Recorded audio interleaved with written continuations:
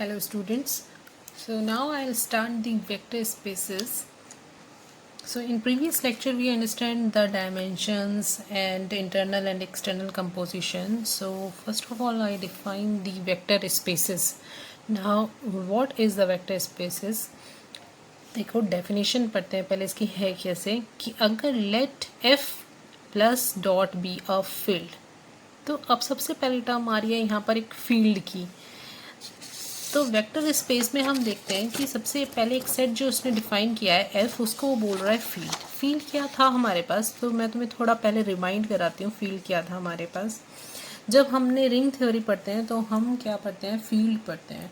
तो एक बार उसको दोबारा से रिमाइंड करो कि रिंग क्या था। रिंग अगर आर एक कोई सेट है जिसमें दो ऑपरेशन लग रहे हैं, एडिशन और मल्टीप्लिकेशन, तो इस तरह का जो स्ट्रक्चर होता है उसको हम रिंग बोलते हैं।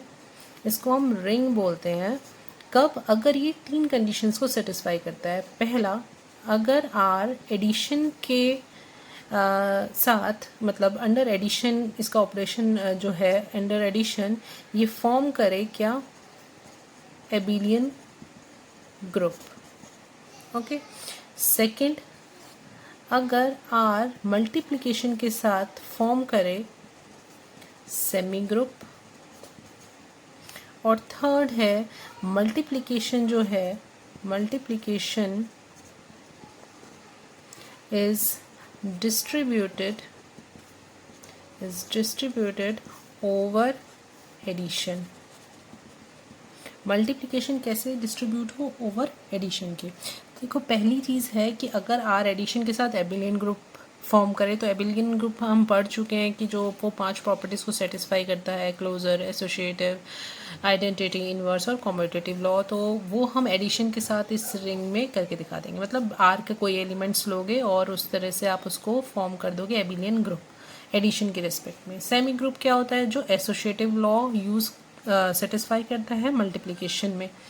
ठीक है, ये है सेकेंड प्रॉपर्टी। थर्ड प्रॉपर्टी है मल्टीप्लिकेशन डिस्ट्रीब्यूट होता है। मतलब अगर तुमने ए बी सी तीन एलिमेंट्स लिए हैं रिंग में से, इस सेट आर में से, तो A dot B plus C equal to आएगा A dot B plus A dot C. मतलब कि जो मल्टीप्लिकेशन है वो डिस्ट्रीब्यूट हुआ एडिशन के ओवर। तो इस तरह से अगर कोई जो प्रॉपर्टी को सेटिस्फाई करता है सेट, तो वो क्या बनता है, हमारा रिंग कहलाता है। और उसका स्ट्रक्चर इस तरह से लिखा जाता है, एडिशन और मल्टीप्लिकेशन के साथ।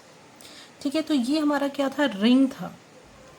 इस रिंग से ही हमारे पास क्या आता है, फील्ड आता है रिंग थ्योरी में। ठीक है, ये फील्ड क्या होता है, फील्ड होता है हमारा जब हमारे पास कोई रिंग, मतलब अभी इसकी डिटेल्स में नहीं जा रही हूँ मैं, बस सिर्फ सिंपली तुम्हें बता रही हूँ उसकी डेफिनेशन की क्या थी, कि अगर हमारे पास कोई रिंग है और उसका हर एक एलिमेंट एक मल्टीप्लिकेटिव इन्वर्स रखे, तो वो फील्ड बन जाता है। उसका हर एक नॉन ज़ीरो एलिमेंट क्या रखता है, मल्टीप्लिकेटिव इन्वर्स रखता है, तो वो क्या होता है, फील्ड कहलाता है। मतलब मल्टीप्लिकेटिव इन्वर्स कैसे, कि अगर मान लो मेरे पास ए बी एलिमेंट्स हैं रिंग आर में से, तो इसका जो इसमें, मतलब इस आर में एक यूनिटी एलिमेंट भी होगा 1। ठीक है, तो यूनिटी एलिमेंट के साथ वो क्या दे हमें, अगर यहाँ पर हमारे पास ऐसा कोई वो मिल जाए, मल्टीप्लिकेटिव इन्वर्स एग्जिस्ट करेगा जो क्या दे दे, मल्टीप्लिकेटिव आइडेंटिटी 1। तो हर एक एलिमेंट, जितने भी एलिमेंट्स हम उठाएं, तो सपोज करो जैसे ए है, तो यहाँ पर 1/a भी होगा। हर एक एलिमेंट जितने भी हम रिंग के ले रहे हैं वो क्या रखें, मल्टीप्लिकेटिव इन्वर्स रखें अपने, तो वो क्या बन जाएगा, वो रिंग क्या बन जाता है, फील्ड बन जाता है। अभी सिर्फ ये सिंपल सी डेफिनेशन याद रखते हैं, बाकी प्रॉपर्टीज़ और भी होती हैं फील्ड के लिए, बट फिलहाल के लिए हम ये जानते हैं कि जो रिंग अपने हर एक एलिमेंट, नॉन ज़ीरो एलिमेंट का इन्वर्स, मल्टीप्लिकेटिव इन्वर्स रखता है, वही क्या बन जाता है, फील्ड बन जाता है। तो देखो अब यहाँ पर ये जो सेट लिया है हमने, ये फील्ड है। जो स्ट्रक्चर शो कर रहा है रिंग वाला ही, मतलब एडिशन भी है उसमें और मल्टीप्लिकेशन भी है। तो यहाँ पर जो सेट है, लेट एफ एडिशन डॉट के साथ structure B a field and let V be a non empty set. अब वी हम एक नॉन एम्प्टी सेट ले रहे हैं whose element will be called vectors. इसका मतलब वी एक ऐसा सेट लेंगे जिसके अंदर जो एलिमेंट्स होंगे उनको हम क्या बोलेंगे, वेक्टर्स बोलेंगे। और जो हम फील्ड ले रहे हैं एफ, इसके अंदर जो एलिमेंट्स होंगे उनको हम क्या बोलेंगे, scalars. The elements of F will be called as scalars. Then V is a vector space होगा ओवर द फील्ड एफ पर, कब, अगर वो कुछ कंडीशंस को सेटिस्फाई करता है। कौन सी, पहली है वेक्टर एडिशन। वेक्टर एडिशन क्या है कि अगर आप दो एलिमेंट्स v में से ले रहे हैं u और v, क्योंकि ये वेक्टर टाइप के हैं, तो उनका अगर एडिशन करेंगे तो क्या होगा, वो v में ही बिलोंग करेगा। Also for internal composition V forms an abelian group. देखो यहाँ पे ये बात आई इंटरनल कंपोजिशन, मतलब इंटरनल कंपोजिशन की भी हमने यही डेफिनेशन पढ़ी थी कि अगर आप दो एलिमेंट किसी सेट में से ले रहे हो और उनका एडिशन या जो भी आप लगा रहे हो ऑपरेशन उसमें, वो वापस से उसी सेट में मिल रहा है, तो वो कैसी कंपोजिशन होती है, इंटरनल कंपोजिशन होती है। तो देखो वेक्टर एडिशन में यही चीज़ हो रही है, u और v अगर हम v में से ले रहे हैं तो उनका जो एडिशन है वो भी तुम्हें कहाँ मिल रहा है, v में से मिल रहा है। अब ये जो इस तरह का जो v सेट बनेगा वो क्या फॉर्म करना चाहिए, जो कंपोजिशन है ये फॉर्म करनी चाहिए एबिलियन ग्रुप।